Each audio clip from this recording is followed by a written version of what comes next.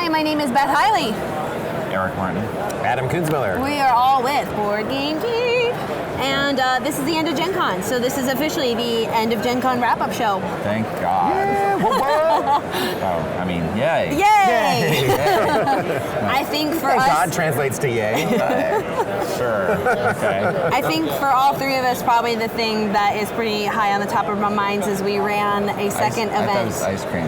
It was ice cream and a Sorry. barbecue, but aside from food, has been running a hot games room this year. Yes. And juggling the fact that we've had a booth and an event room in another space, because it's been at the Hyatt Regency across the street. Do they know the story of the hot games room? No, that's probably where... We repeated it a bit. I know, but Yeah. go for it. Well, I mean, we were contacted a week before Gen Con, a laser tag event, I think it was. I don't know if they just didn't sell enough tickets or what happened, but I'm guessing they just didn't sell enough tickets. So Gen Con contacted Aldi and was just like, hey, we've got a room. Can you make this happen? Do you want it? Can you do stuff with it? And so... And he was like, yeah. We did. We made it happen. And then he sent us an email. He's like, we're making this happen. We're all like, okay. It was a bit of a freak out. And then it totally rocked it. Every single person there just seemed so happy for the space, and I had so many people come up to me and like, you guys are doing this next year, right? This was great. And the answer is we don't know. Yeah, maybe. The answer is we don't know. That was the curt If you want answer. that to happen, you need to lobby for more laser tag at Gen Con. And then in response, we'll be offered space. So what was really different for us this year is previously...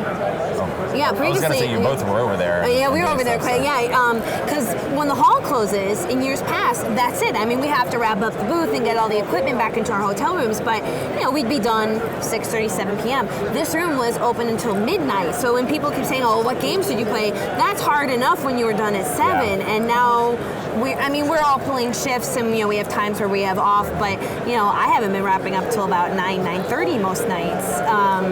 So this hasn't been a very big play year for any of us because this was something new. Not at all. It's never. So don't ask us that question because we don't know. Never a big play year. The other nice thing about the hot games room is we just went to all the publishers, told them what we were doing, and they're like, here's copies of the new games that everybody wants. And so The generosity, I think, it was great. astounding. It was humbling, honestly. I will say, and I've talked to a couple publishers about it. I mean, we have a bit of a history. sure. I mean, if it was some new person, it was just some random who was person, like, that hey, I'm wouldn't going to have do this happened. room, you'd be like, why would I give you my games? True. But I've been around 15 years. I've been doing this 10 years. I wrote to everyone initially, and I was just like, this came together, we're doing this, here's how it's going, and I had like 40 people in response in a day. And even then, we It was kept kind of having amazing. donations coming in, Yes. even up through today, I think. So I will say, think like, so. the library wasn't that big. It was maybe 100 games or so, 120 games.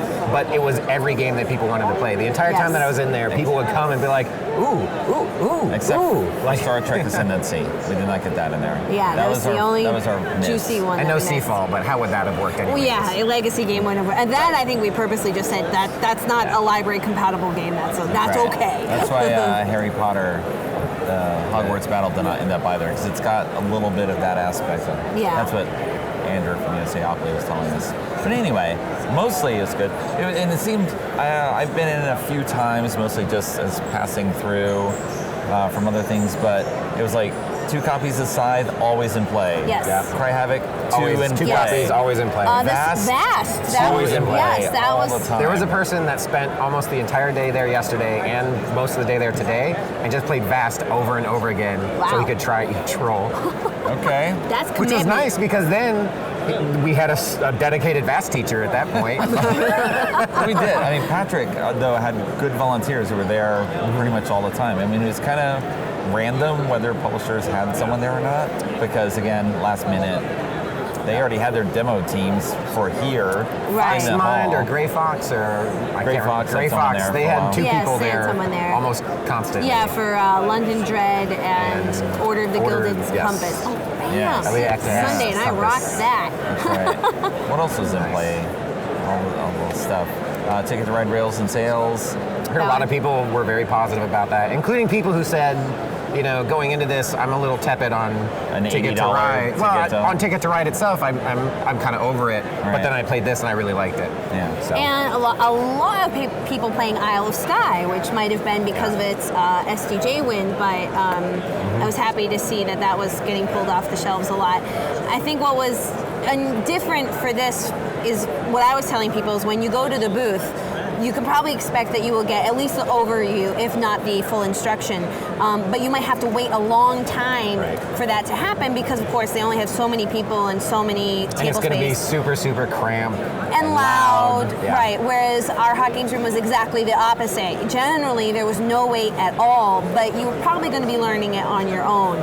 We were because we were primarily just a library We went space. out of our way to carefully limit the number of people in there for 2 reasons: fire code, probably the biggest reason, the law. Yeah. But we had people who bought dedicated tickets to it, and we wouldn't want them to show up and say, sorry.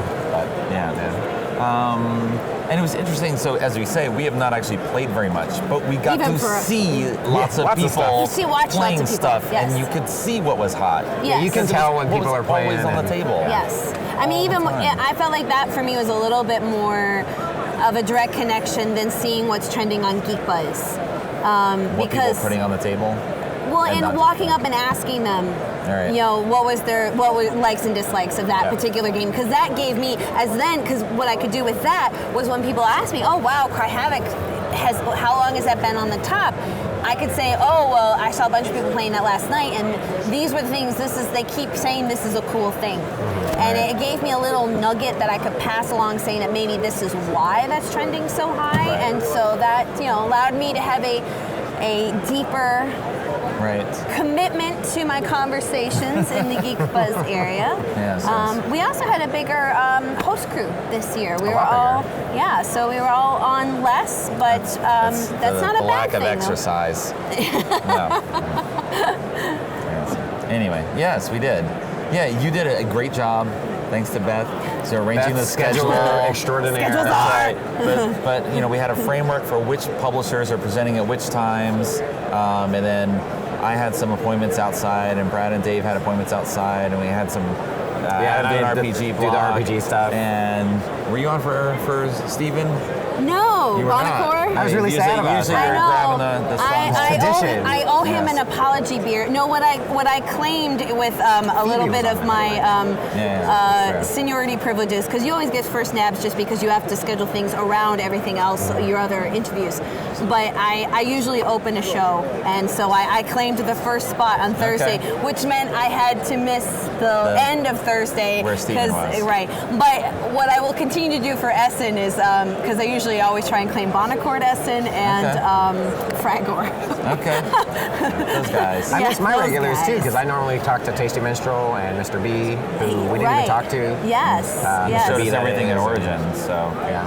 they're all set. So. Which was again kind of awesome that we did Origins. Origins. There was Freed a things up lot for of this. There's a lot of Gen Con previews, and otherwise we would have had to turn away a ton of stuff. We wouldn't have time for things like Dragoon or Crimson Creek or a bunch of smaller things. Both of which that- I'm so happy we were able to give time for, because Dragoon, I just did that a couple minutes ago, and it was one of those, you feel like kind of a dummy, because every time they unpack another thing, you're like, wow, cool! And then you sort of lose your train of thought in trying to be this interactive host, because you're just like Giving them something to work with, you're just like, I don't want it. Oh yeah, here, let me pull this out. I got questions. Oh, did the Hot Games Room have Cry Havoc? Yes, two copies. Two Two copies. copies. Played the entire time. Ignacio was the first one who responded to me. I mean, seriously, when we found out that we could do this, I wrote to him first before we had even decided to do it, to see whether it'd even be possible. And he immediately was like, yes, I would not miss an opportunity to have my game demoed. Or taught, or available, or Played. he was Experienced. he was immediately, and he's talked about that before. I mean, he's talked about how much he loves BGG in general, and so he was like, boom, it's yours. He was really surprised at Cry Havoc's popularity, which Yes. is great. When he's like, wow, people are just talking about it, raving about it, coming out of the woodworks, trending on Geek Buzz. That's always fun when the publishers are like, oh, cool, I like that. Nice happy surprise. Nice happy surprise. We like happy surprises. There's been a lot of good news coming out of this Gen Con, I think. Right. Positive Have to look experience. at that. How many games have you seen that resemble or copy other games? Lots. Yeah, But- there's always I mean, a fair number of those. it's the surface description of a lot of things, and it's just like, it's a mini-based skirmish game. And for me, as a guy who doesn't do mini-based skirmish games, it goes in that bucket of all the other Right. things, and I Well, don't and you know could- how to distinguish them. I don't have a background to do that. So You could, for example, look at Beyond Baker Street and just be like, oh, that's just Hanabi. But it's totally not. Like, it shares a mechanism with Hanabi. That doesn't make it Hanabi. And there are some that Did are you see that more comment there blatant. from Robin? He was asking if Beyond Yes, Baker Street was it in the was. Hot Games room, and it was not because Z-Man did Oh, not it was respond to the at the request con. for donations. I would say Someone- that's probably going to be a statement you're going to get in any arts industry. Yeah. Sure. Books, movies, music. that was that a Some things are more similarities. blatant copies than others, though. Like Right, right. I don't remember the name of the game, but like the game implementation of Telephone Pictionary. That's just a different approach to doing it than Telestrations does it. The one where you have cards, and instead of Telestrations, you flip it over and you do another one. Right. This one, you just have individual cards and you clip them on top of each other. But it's still the exact same thing that you're doing. Yes. Did Flying Frog come present? No. Flying Frog sent me, they said, oh, we're going to have these 14 Shadows over Brimstone things. And I said, oh, okay. Can you help put them in the database? Never heard from them again. It's kind of they have responsibilities that they're taking care of, so it's not up to them to put stuff in the database. And so I listed the one that already was, and I asked other people about, hey, you're a fan? And someone asked me, they geek mailed me about, were those going to be submitted? I'm like, no, but here's the list if you want to do it. Yeah. Well, and I think actually They that's a did, point so. worth making though, that a lot of times when we have people coming up and they want to vote for something on Geek Buzz, they'll say, well, it's not here. Well, there is no way that, particularly because it's mostly you, literally this one guy, there's no way we would be able to catalog just the games that were released at Gen Con or just at Origins, much less Essen, which has a whole nother magnitude of the amount of titles that come out. It has to be up to the publishers to come to us and say, I have this thing and it's it's ready, it's going to be at Gen Con. And that's what builds the preview list.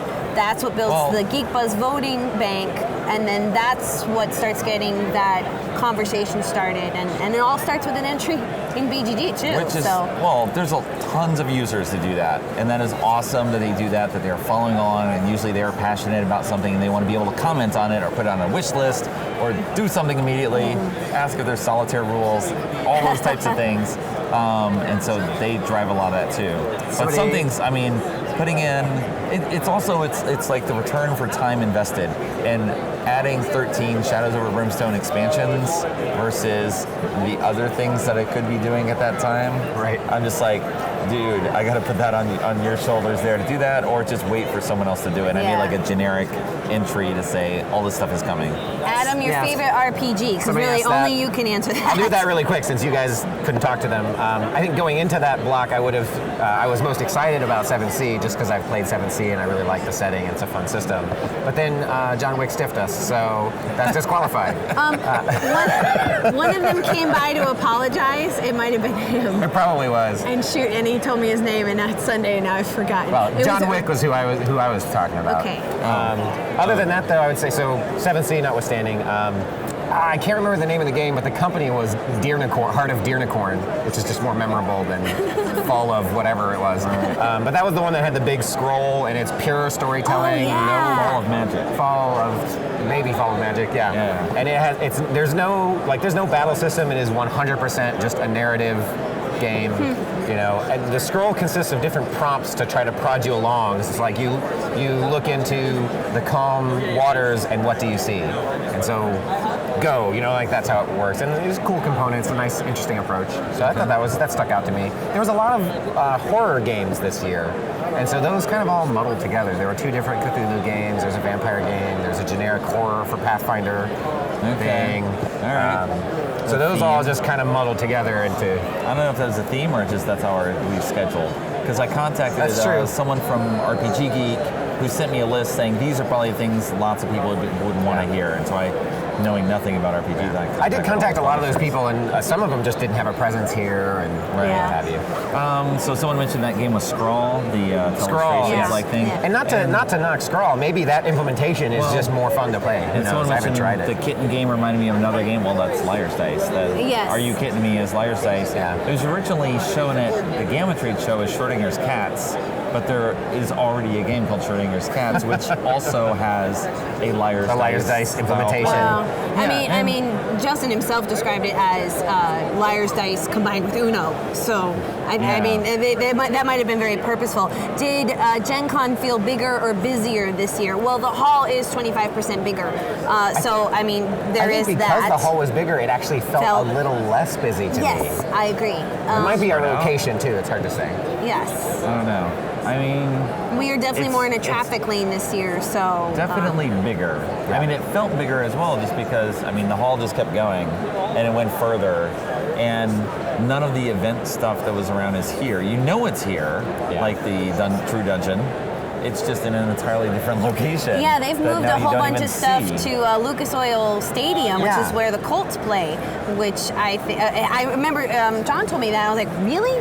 Because for me, I was like, they let geeks on a football field, really? Well, and in past Gen Con, there have been Colts games during Gen Con before. And last year, if I remember right, they actually broke a rule for attendance in downtown Indy.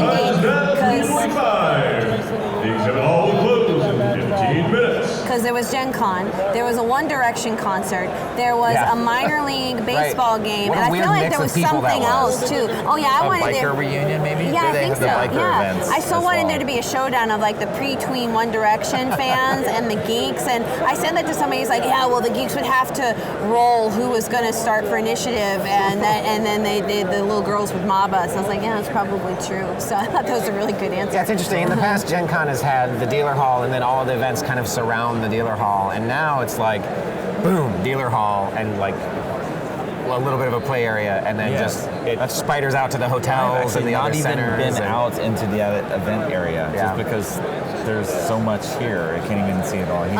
Henrik, the top 3 games on Gen Con, and we were saying we actually are really having a hard time answering that year because we were really juggling this hot games room.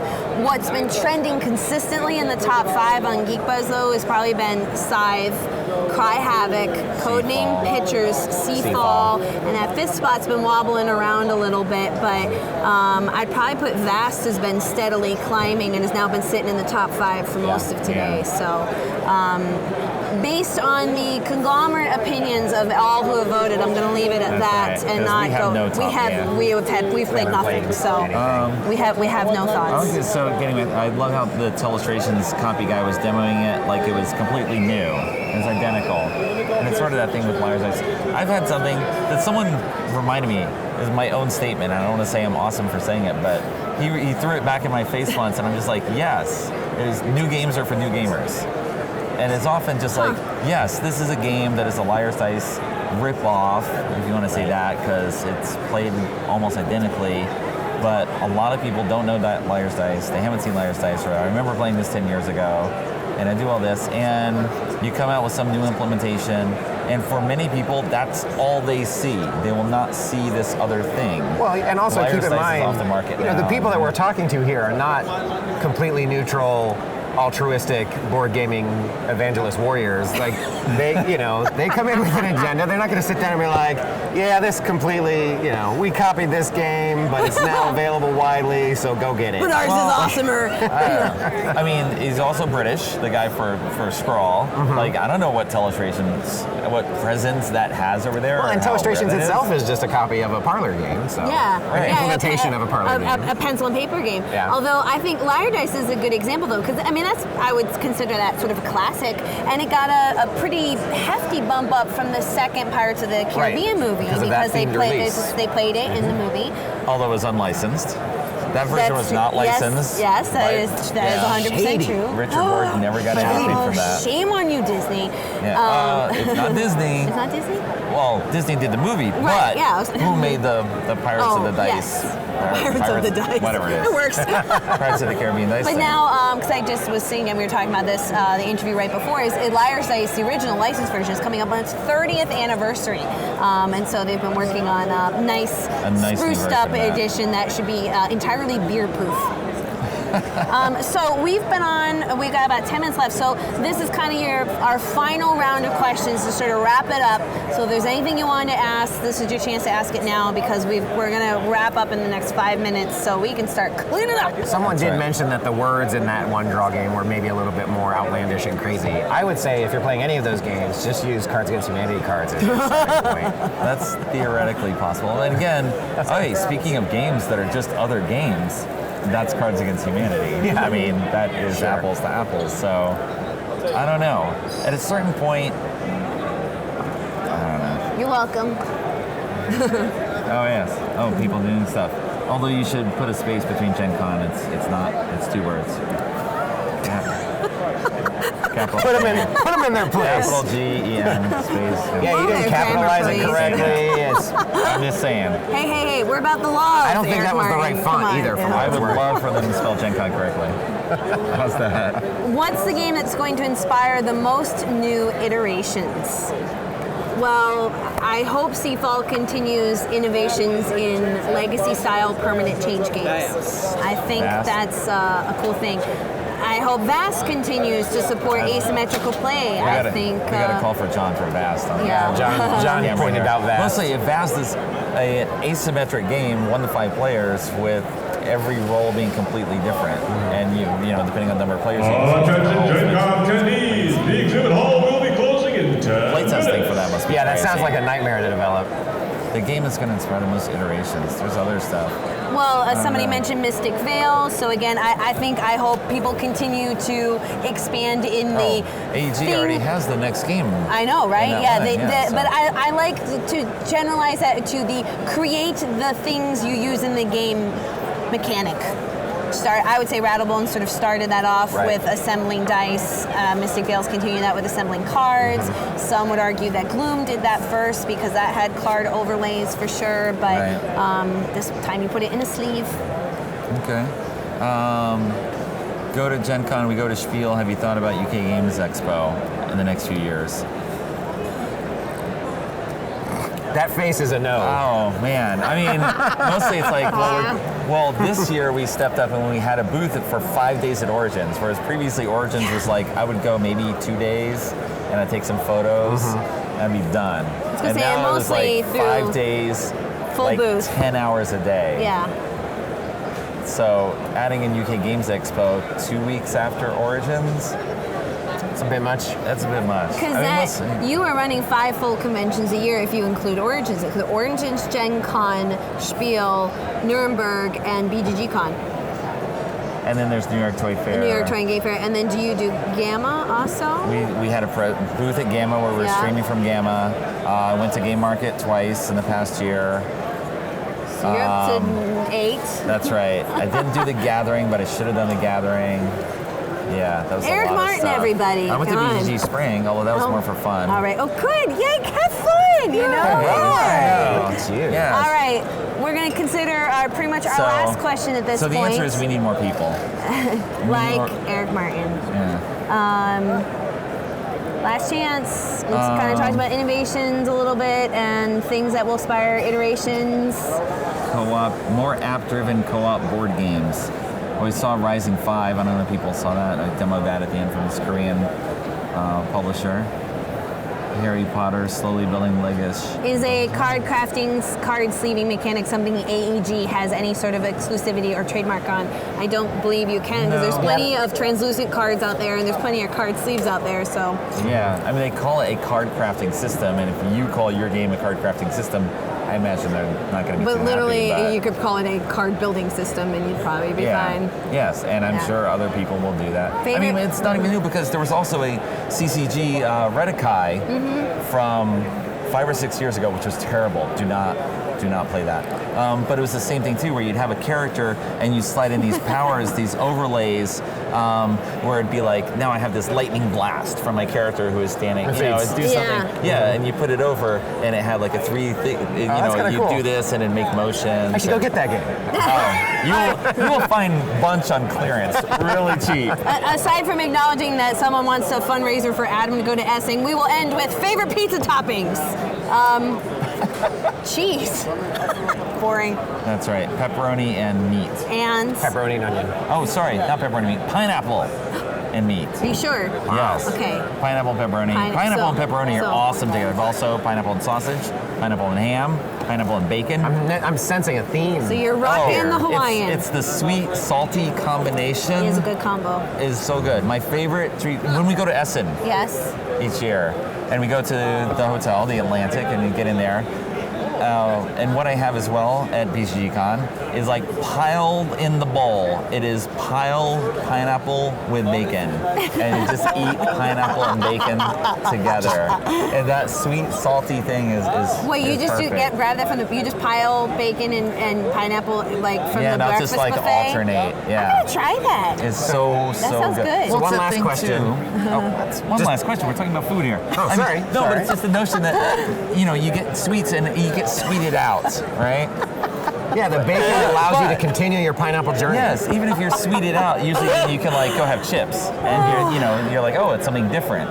But now, yes, you combine Only them. I could stand to eat more pineapples. Yes, you have all that together until Bring on the bacon. your lips are burning from like From the enzymes in the pineapple. Yes, the pineapple Pineapple is eating you at that point. It's good. So that last question was, what was your best experience from the con? The reception of people from the hot games room.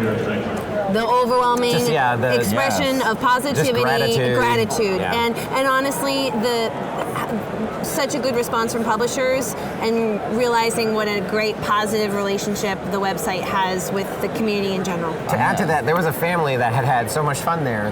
We, at the last second, we bought 2 million cards for $5 on Amazon so that we could use them to keep track of when people had to Playing go. cards. Little Yeah, playing with cards, the hours, cheapest right. that we could find. And there was a family that wanted to keep all of theirs as a memento. Oh, Well, there was- that's sweet. There was a couple last night that had all of us who were present there sign the Yeah. cards and pose for a photo with us. Nice. All right. It was their fourth wedding anniversary, coming to Gen Con together. That's adorable. To geek out. So that's us signing off. I'm Beth Hiley, Eric Martin. Adam Kunzmiller. and that is officially the end of Gen Con, and we will see you in October for Spiel. Yes, the Spiel 2016 preview goes live Monday, August 8th. That is tomorrow, if you're watching this now and we're doing this. I only have about 80 games on it.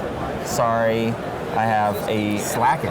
I always think I'm going to work here, and I do some work, but I really overestimate what's possible. So I have a jam-packed full inbox that I had everything being filtered into, and there's a lot of stuff to add.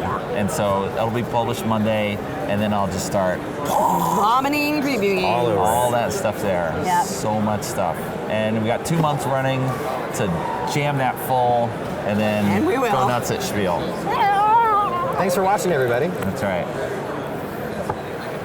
Am I hitting that record button again?